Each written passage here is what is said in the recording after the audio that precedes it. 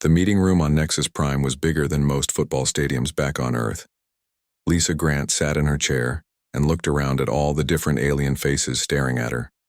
Some had scales, some had fur, and some looked like they were made of crystal. The air smelled strange, like metal and flowers mixed together. Lisa had been Earth's ambassador to the Galactic Council for 3 years now. She knew this day would come eventually. The question that every alien species had been whispering about was finally going to be asked out loud. Zeketh, the bug-like leader from the Velkaran Empire, stood up. His 6 legs clicked on the floor as he moved. When he spoke, his words came through a small device that changed his clicking sounds into English. "Ambassador Grant," Zeketh said, "we need to talk about something that bothers all of us." Lisa nodded and waited. She had learned that with aliens, it was better to let them speak first. Humans talked too much anyway. "Your people have been part of our galactic community for 22 years now," Zeketh continued. "We have worked together on trade deals. We have solved border problems between different worlds. We have stopped wars before they could start." The other aliens around the table were listening carefully. Lisa could see General Thex from the Altarian Republic leaning forward.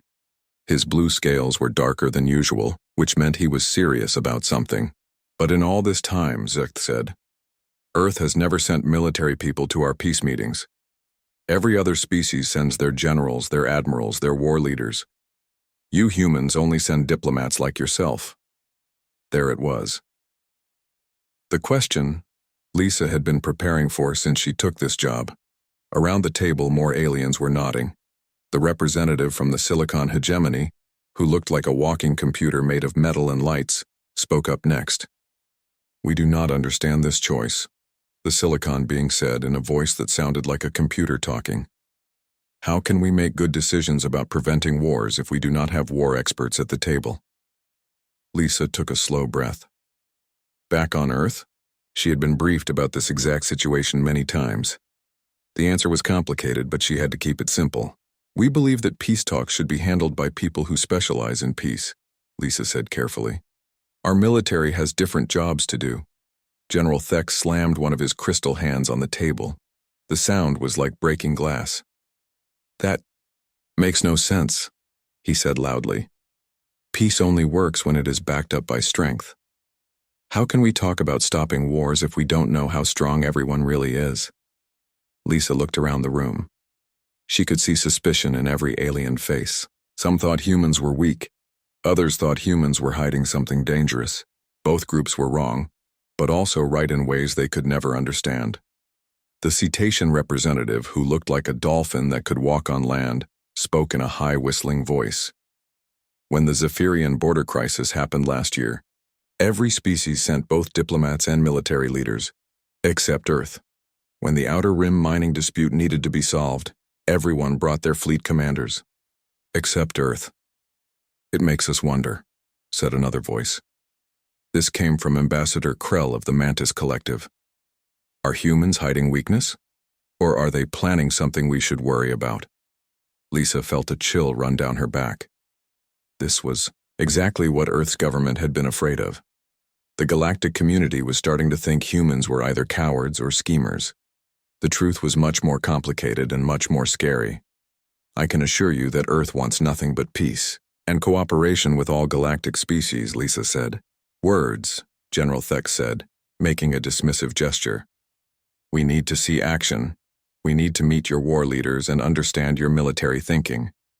Zeketh's antennae were moving in a way that Lisa had learned meant he was getting agitated. "Ambassador Grant, there is something else we must discuss. There have been rumors." Lisa's heart started beating faster. "What kind of rumors?" "Some of our exploration ships have detected strange activities in human space," Zeketh said. "Energy readings that don't match your reported technology levels. Ships moving in patterns that suggest military exercises much larger than what you have told us about." The room got very quiet. Lisa could hear the humming of the air recycling system and the soft beeping of translator devices. "Are you accusing Earth of lying to the Galactic Council?"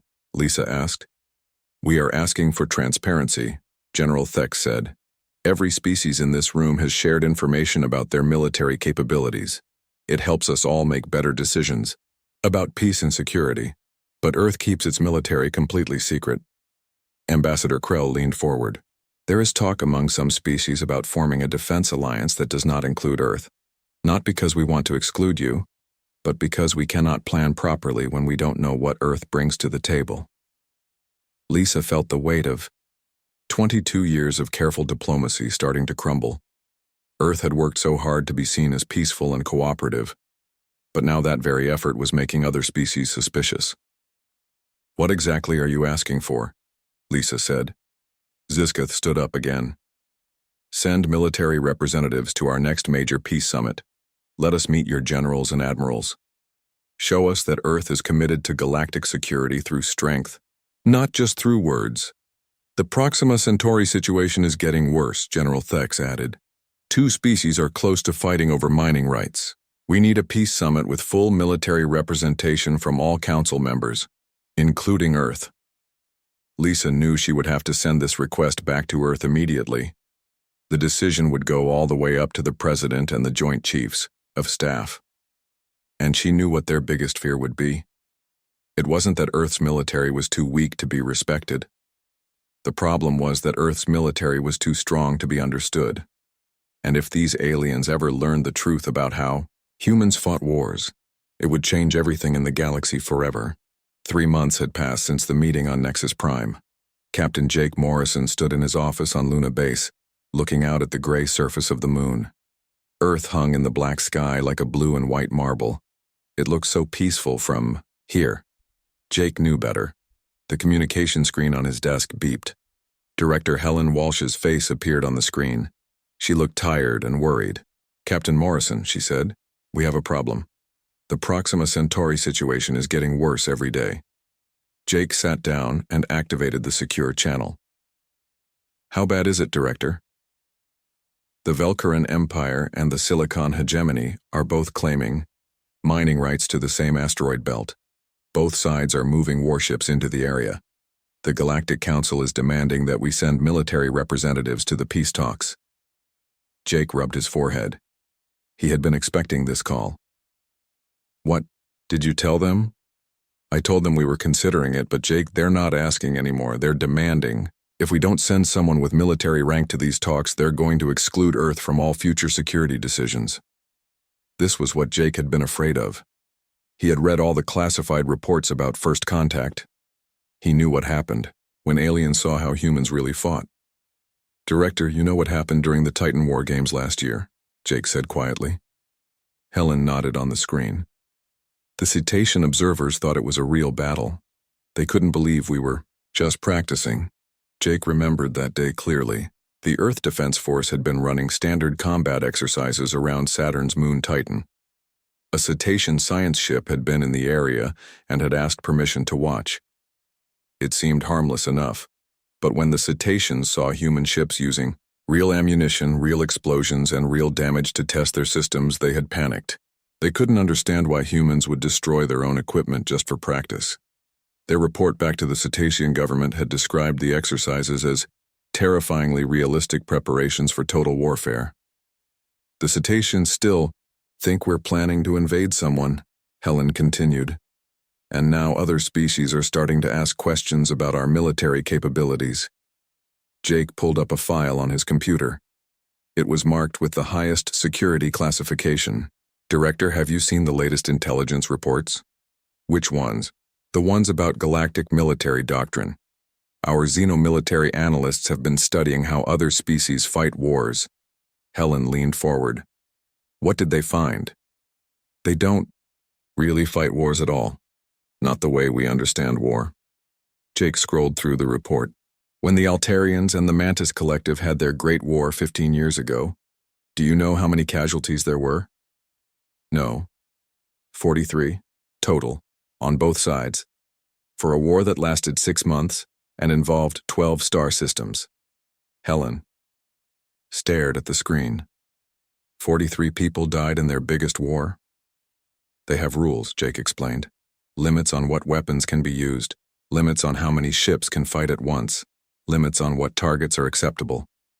When one side loses more than a certain percentage of their forces, they surrender and negotiate. That's not war, Helen said quietly. That's like a game with high stakes. Jake nodded. Exactly. And now they want to meet our military leaders. They want to understand how we think about conflict resolution. At that moment, Jake's aide knocked on the door. Captain, you have an urgent call from the Pentagon. Jake switched to another secure channel. General Peter Collins appeared on the screen. Behind him, Jake could see several other high-ranking officers. Captain Morrison, General Collins said, I assume Director Walsh has briefed you on the Proxima situation? Yes, sir. We're convening an emergency meeting of the Joint Chiefs. I need you to attend via secure link. We're going to discuss something that's never been discussed before. Colonel Mary Stevens stepped into view behind the general. Captain, we've been monitoring alien communications. Several species are forming what they call a defensive planning committee that specifically excludes Earth. They're not trying to be hostile, General Collins added. They're genuinely confused about our military policies. But if we get excluded from galactic security planning, it could lead to bigger problems down the road. Jake understood the implications. If other species started making military alliances without including Earth, it could destabilize the entire galactic political system. Sir, what are our options? Colonel Stevens pulled up a holographic display. We've identified 3 possible approaches. First, we continue our current policy and risk being isolated from galactic security decisions. Second option, Jake asked, we send a military representative to the Proxima talks, but with strict instructions to observe only.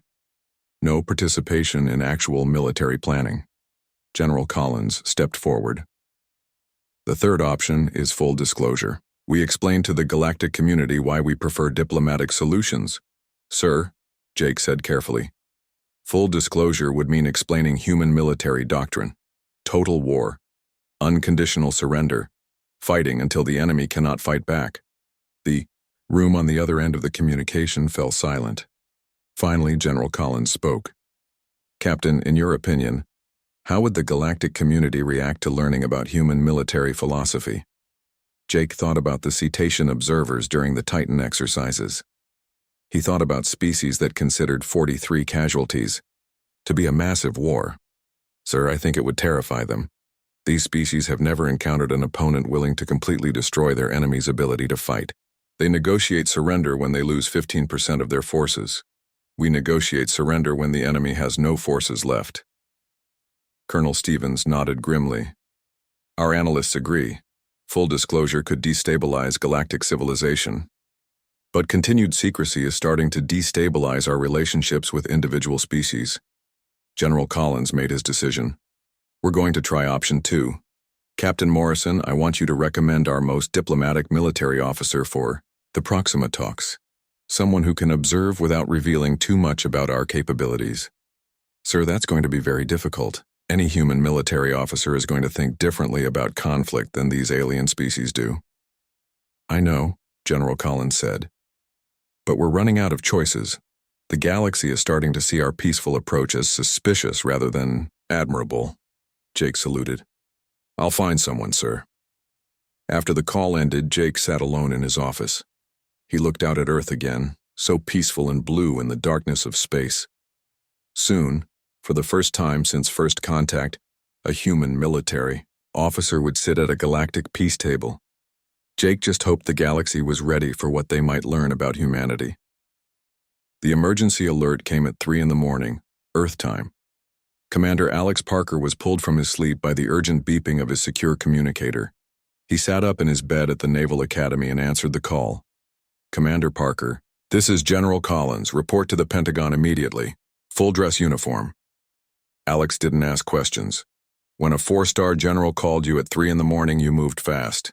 2 hours later, he was sitting in the most secure briefing room in the Pentagon, surrounded by the highest-ranking military officers in the Earth Defense Force. General Collins stood at the front of the room next to a large display screen. Ladies and gentlemen, we have a crisis that requires immediate action. The screen showed a star map of the outer spiral region. 2 star systems were highlighted in red. The Grecan War has begun, General Collins announced.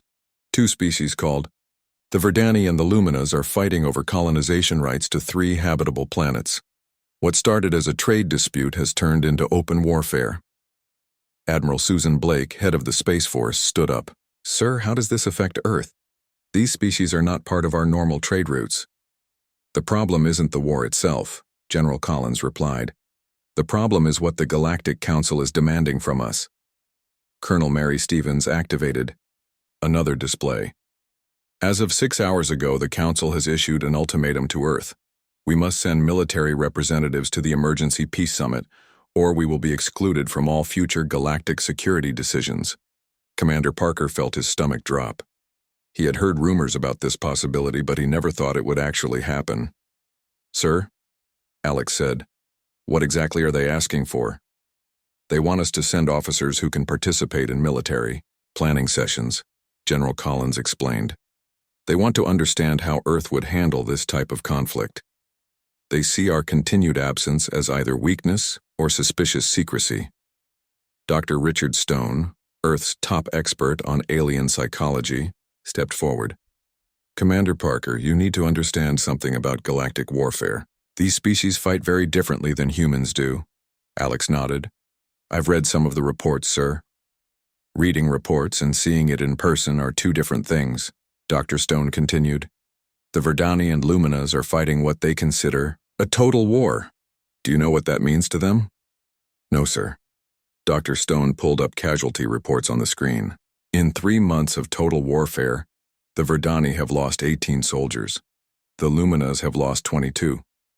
Both sides consider this to be devastating losses that require immediate peace negotiations. Alex stared at the numbers. 40 people? That's what they call total war? Commander, Admiral Blake said, your first assignment out of the Academy was the Mars Colonial Uprising. How many casualties were there in that conflict? Alex remembered that operation clearly. It had been a police action, not even officially, a war. Ma'am, there were over 3,000 casualties in the first week alone, and we considered that a minor peacekeeping operation, Admiral Blake said grimly. General Collins brought up more displays. The Galactic Council wants to understand how Earth would resolve the Grecan War.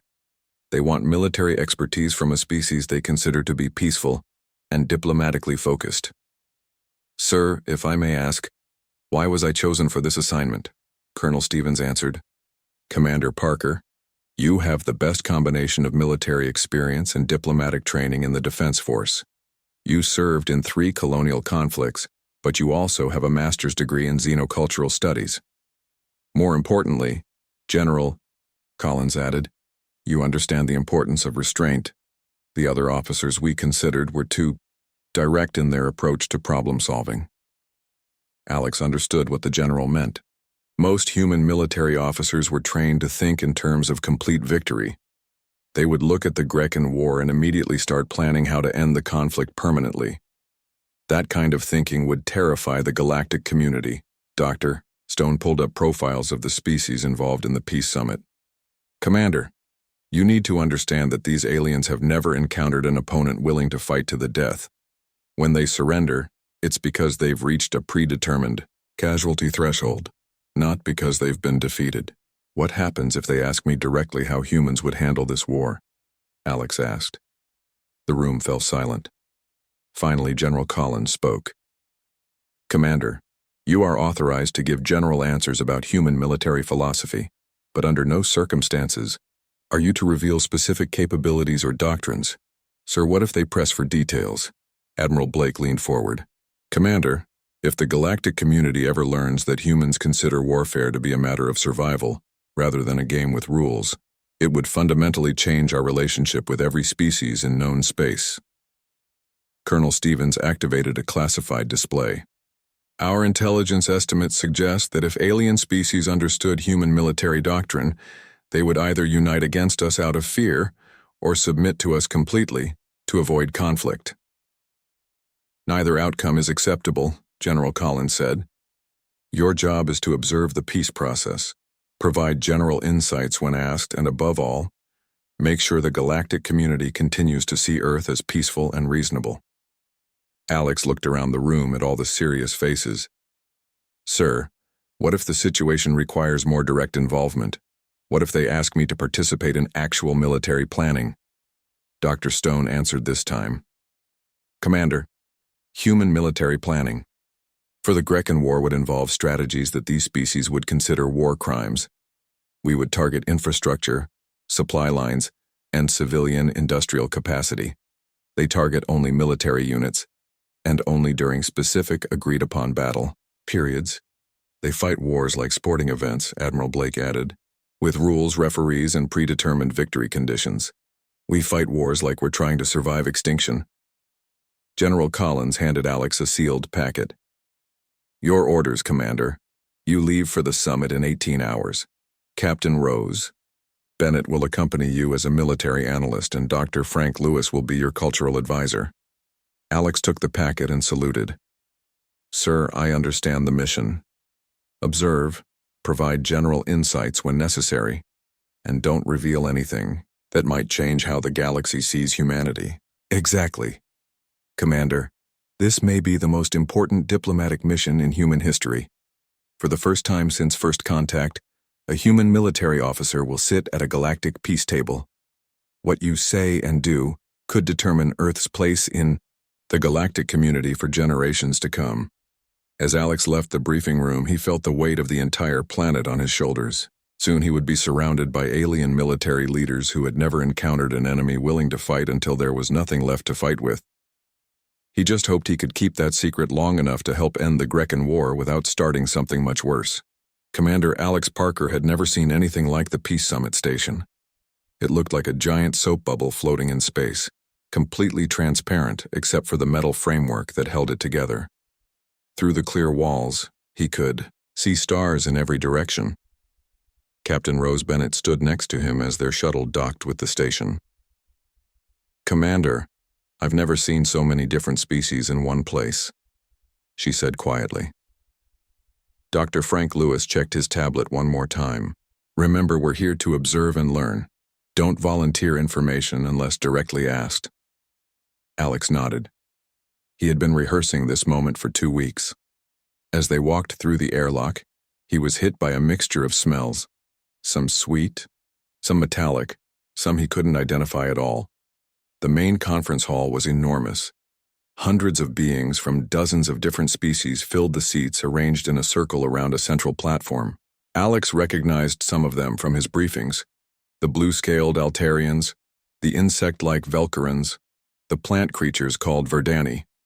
Admiral Zeph from the Altarian Republic spotted them immediately. His scales were a darker blue than Alex had expected, which meant he was in a serious mood. Commander Parker, Admiral Zeph said as he approached, welcome to your first Galactic Peace Summit. I trust this will be educational for all of us. Thank you, Admiral. I'm honored to be here. Indeed. 22 years of galactic membership, and finally Earth sends a military representative. We have much to discuss. Alex was led to a section marked for Earth. The chairs were specifically designed for human anatomy, which he appreciated. As he sat down, he could feel eyes on him from all around the hall. Everyone was curious about the human military officer. The Verdani representative, a being that looked like a walking tree, stood up to address the assembly. General Thornspeak's voice came through the translator as a deep rustling sound. Fellow beings, Thornspeak began, the war between my people and the Luminas has reached a critical stage. We have suffered 18 casualties in 3 months of fighting. This cannot continue. Alex tried to keep his expression neutral. 18 casualties in 3 months. Back on Earth, that would barely qualify as a training accident. The Lumina's representative, a creature made of pure energy contained in a glowing suit, responded immediately. The Verdani speak of suffering, but they forget that 22 of our brave warriors have given their lives for this cause. The Lumina's people demand justice for this great loss. Murmurs of sympathy went around the hall. Alex could see that all the alien species were genuinely moved by these casualty numbers. To them, losing 40 people in a war was a terrible tragedy. General Zakath from the Velkaran Empire stood up next. The Galactic Council must help end this devastating conflict before more lives are lost. We propose immediate mediation with military oversight from all council species. Agreed, said Admiral Zeph. But first we must understand how each species would approach this conflict. Only then can we find a solution that all parties can accept. The cetacean representative, who looked like a dolphin with arms and legs, spoke in a high whistling voice. The cetacean collective suggests a territorial division. Each species gets one planet and the third planet remains neutral territory. Unacceptable, General Thornspeak replied. The Verdani have claimed all 3 planets by right of first discovery. The Luminas were mining the asteroid belt in that system for 50 years before the Verdani arrived, the energy being responded. We have prior claim to the entire system. Alex watched this back and forth with fascination. Both sides were making their cases, but neither seemed interested in actually defeating the other. They were arguing about who deserved what, not about how to force their opponent to surrender. Admiral Zeph turned toward Alex. Commander Parker, Earth has remained neutral in this conflict. How would your species resolve such a territorial dispute? This was the moment Alex had been dreading. Every eye in the hall focused on him. He stood up slowly, trying to choose his words carefully. Admiral, human military doctrine focuses on finding permanent solutions to conflicts, Alex said. We believe that half measures often lead to future wars. Elaborate, please, said General Zesketh. What constitutes a permanent solution? Alex glanced at Captain Bennett, who gave him a small nod. If humans were involved in this conflict, we would seek to address the root causes that make such wars possible. We would not stop until we had achieved a decisive resolution. The hall became very quiet. Alex could hear the humming of the station's life support systems. General Thornspeak leaned forward. Commander Parker, what does decisive resolution mean to your species? Do you mean achieving territorial advantage? Alex felt sweat on his forehead. This was exactly the kind of question he had hoped to avoid. Admiral, human military strategy is designed to end conflicts permanently. We would continue operations until one side was completely unable to resume hostilities. The silence in the hall was complete now. Alex could see confusion on many alien faces as their translators worked to process what he had said. The Lumina's representative was the first to speak. Commander, do you mean your species would fight until the enemy was extinct? Not necessarily. Extinct, Alex replied quickly, but completely pacified, unable and unwilling to threaten our people again. We call this unconditional surrender. Admiral Zeph's scales had turned almost white. Unconditional surrender? You mean the losing side has no say in the peace terms? That's correct, Admiral. The losing side surrenders completely and accepts whatever terms the winner imposes. Dr. Lewis was looking worried. Alex realized he had already said too much, but it was too late to take it back. General Zech's antennae were trembling. Commander Parker, this concept is difficult for us to understand. In galactic warfare, both sides negotiate the terms of peace. The winner gets advantages, but the loser maintains dignity and some territorial rights. Human warfare is different, Alex admitted. We fight until the conflict is resolved permanently. The horror on the faces around him was obvious. Alex could see that he had fundamentally changed how these species viewed humanity. The secret was out, and there was no going back. Captain Bennett was staring at him with wide eyes. Dr. Lewis was frantically taking notes on his tablet, and every alien in the hall was looking at Alex like he had just described the most terrifying thing they had ever heard. The Grecan War suddenly seemed much less important than the conversation that was about to happen. The Peace Summit Hall stayed silent for what felt like forever. Commander Alex Parker could hear his own heartbeat as hundreds of alien eyes stared at him. He had just explained unconditional surrender to species that had never heard of such a thing. General Thornspeak, the tree-like Verdani leader, was the first to move. He turned to face the luminous representative, the glowing energy being called radiance of truth. Perhaps, Thornspeak said slowly, our territorial dispute is not as important as we thought. Radiance of Truth's energy field flickered in what Alex had learned was agreement. The Lumina's collective agrees. Sharing 3 planets seems much more reasonable than risking the attention of a species that fights until unconditional surrender. Alex watched in amazement. as the two sides that had been at war for months suddenly started agreeing with each other. Within an hour, they had signed a peace treaty that divided the three planets equally and established joint mining rights in the asteroid belt. Admiral Zeph approached Alex after the signing ceremony. The Altarian's blue scales were still pale from shock. "Commander Parker," Admiral Zeph said quietly, "I need to ask you something privately. Would you and your team join me in Conference Room 7? Alex nodded. He, Captain Rose Bennett, and Dr. Frank Lewis followed Admiral Zeph into a smaller room away from the main hall. The Admiral's aide, a younger Altarian with darker scales, activated a privacy field that would block their conversation from being overheard. "Commander," Admiral Zeph began, "I must ask directly, is this why Earth never sends military representatives to peace summits? Because your presence changes the entire nature of the negotiations?" Alex looked at Captain Bennett and Dr. Lewis. They had discussed this possibility during their flight to the summit. If the truth came out, they were authorized to explain Earth's policy. "Admiral, that is exactly why we send diplomats instead of military officers," Alex admitted. "When human military personnel attend peace talks, the other parties usually agree to whatever terms are necessary to avoid the possibility of actual conflict with humanity." Admiral Zeph sat down heavily in his chair. "So it's not negotiation at that point, it's surrender through fear." Captain Bennett spoke up. "Admiral, our analysis suggests that human military doctrine is fundamentally different from galactic military thinking. You fight wars with rules, with limits, with predetermined outcomes. Humans evolved fighting wars where the only choices were victory or extinction." Dr. Lewis opened his tablet and showed Admiral Zeph some historical data.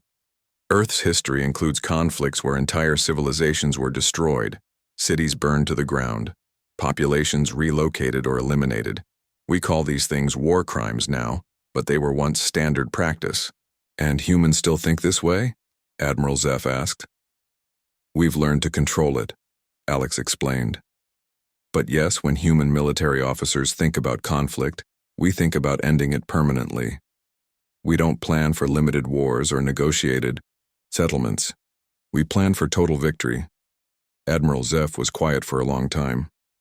Finally, he asked, "Commander, if Earth had been involved in the Grecan War from the beginning, how would it have ended?" Alex chose his words carefully. "Admiral, human military planning would have focused on eliminating both sides' ability to continue fighting. We would have targeted their shipyards, their supply depots, their industrial capacity. The war would have ended when both species were completely unable to build more weapons or maintain their existing forces. And then we would have imposed a peace settlement that made future conflicts impossible. Probably joint administration of the disputed territory under human oversight." Admiral Zeph's aide, who had been silent until now, spoke up. "Commander, that sounds like conquest." "Not conquest," Dr. Lewis corrected. "Pacification. The goal wouldn't be to rule over other species, but to make sure they couldn't threaten each other or anyone else again." Admiral Zeph stood up and walked to the window that looked out into space. "Commander Parker, I need to understand something else. If this is how humans think about warfare, why do you prefer diplomatic solutions?" Alex had been hoping for this question. "Admiral, because we're too good at war. When human military officers negotiate, we're not really negotiating. We're dictating terms from a position of overwhelming strength. That's not fair to other species. So Earth sends diplomats because your military personnel would make genuine negotiation impossible?" "Exactly," Captain Bennett confirmed. "Our diplomats are authorized to make real concessions, to find solutions that benefit everyone. Our military representatives would only be authorized to dictate terms that guarantee humanity's absolute security." Admiral Zeph turned back to face them. "This explains so much about Earth's behavior over the past 22 years. Your insistence on diplomatic solutions, your reluctance to get involved in galactic military planning, your generous trade agreements. We've been trying to prove that we're not a threat," Alex said, but apparently that approach was starting to look suspicious. Indeed, it was. Many species thought Earth was either weak or plotting something dangerous. Admiral Zeph's scales were slowly returning to their normal blue color. The truth is much more complex. Dr. Lewis closed his tablet. Admiral, now that you know the truth, what happens next? That's a very good question, Dr. Lewis. On one hand, knowing that humanity prefers diplomacy because you're too powerful for military negotiation to be fair, that's actually reassuring. It shows restraint and wisdom. Admiral Zeph paused and looked out at the stars again. On the other hand, the galaxy now has to adjust to the reality that one species among us has the capability and mindset to wage absolute war. What are you going to tell the Galactic Council? Alex asked. The truth. That Earth sends diplomats to peace summits not from weakness, but from strength. That humanity has the wisdom to recognize when their capabilities make fair negotiation impossible. Captain Bennett looked concerned. Admiral, how do you think the other species will react to this information? I think they'll be grateful that Earth chooses restraint over intimidation. But I also think the galactic political structure is going to change significantly. How so? Admiral Zeph smiled, which was a strange expression on an Altarian face. Commander Parker, I suspect that many species are going to start asking Earth to guarantee their territorial boundaries. Not because they fear you will attack them, but because they know that with Earth's guarantee, no one else will attack them either. Alex hadn't thought about that possibility. You mean Earth becomes a deterrent force? The ultimate deterrent force. A species so capable of absolute warfare that their mere presence prevents conflicts from starting. As they prepared to leave Conference Room 7, Admiral Zeph made one final observation. Commander Parker, Earth may have solved one of the galaxy's oldest problems today. How do you maintain peace among species with conflicting interests? You include one species that's too dangerous to fight, but too wise to abuse that power. Alex realized that Earth's role in the galaxy was about to change completely. They would no longer be seen as mysterious or suspicious. Instead, they would be the galaxy's ultimate peacekeepers, not because they wanted to control anyone, but because everyone else was too afraid to fight when humanity was watching. It wasn't the outcome anyone had planned for, but it might just work.